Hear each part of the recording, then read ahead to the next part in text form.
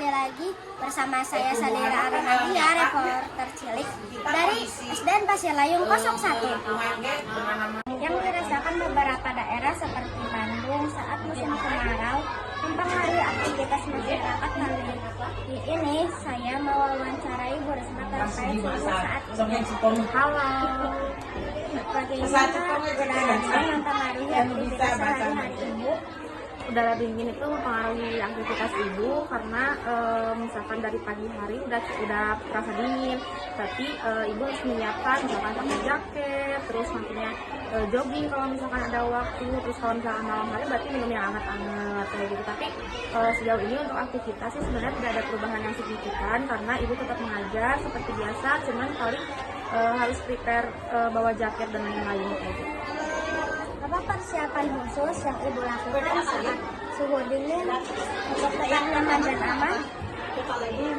Persiapan khusus paling bawa jaket ya, apalagi kalau cuaca dingin itu pasti identik dengan turunnya air hujan. Berarti ibu harus bawa apa?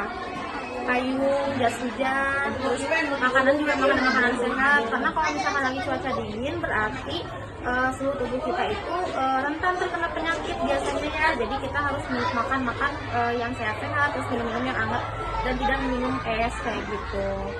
Bagaimana suhu dingin di daerah Ibu mempengaruhi kehidupan masyarakat dan ekonomi lokal? Kalau suhu dingin biasanya karena ibu di daerah pegunungan, biasanya masyarakat itu banyak yang misalkan jadi petani dan lain sebagainya, karena curah hujan yang tinggi pasti bikin tanah-tanah jadi subur kan. Terlebih lagi kalau misalkan bertani itu biasanya masyarakat kan jadinya lebih banyak pergerakan nih, banyak gerak, terus sebenarnya biar badannya panas nggak dingin kayak gitu. Apa dampak suhu dingin terhadap kesehatan Ibu atau orang-orang di sekitar Ibu? Wah, kalau suhu dingin udah pasti ada dampaknya. Kalau misalkan biasanya ibu itu sering pilek, batuk, itu biasanya itu sering banget, apalagi kalau misalkan malam-malam atau misalkan baru bangun nih, misalkan subuh, itu udah pasti flu dan lain sebagainya kayak gitu. Bagaimana Ibu mengatur waktu dan aktivitas luar ruangan selama musim dingin atau suhu dingin? Kalau mengatur waktu, paling ibu mengurangi aktivitas saja ya di luar ruangan, karena kalau misalkan di luar ruangan itu apalagi cuaca lagi hujan pasti rentan terkena sakit. Cuman yang penting kalau misalkan di dalam ruangan pun kita harus menjaganya, jangan sampai tiduran terus setiap hari. Kalau misalkan di dalam ruangan berarti kita harus olahraga di dalam ruangan. Misalkan apa yang coba olahraga di dalam ruangan? Senam ya, bisa kan di dalam rumah. Terus misalkan apalah banyak lagi gitu. Apa tips atau saran yang Ibu miliki bagi orang-orang yang tidak terbiasa dengan suhu dingin?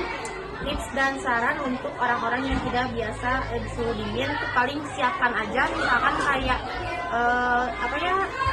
minyak kayu putih, terus penghangat tubuh misalkan kayak jaket dan lain sebagainya. Terus sering juga bawa air panas buat siap-siap, misalkan kan kalau cuaca dingin pasti tenggorokan juga pengennya hangat-hangat nih biar enak kayak gitu. Wassalamualaikum warahmatullahi wabarakatuh. Salam literasi. Salam literasi.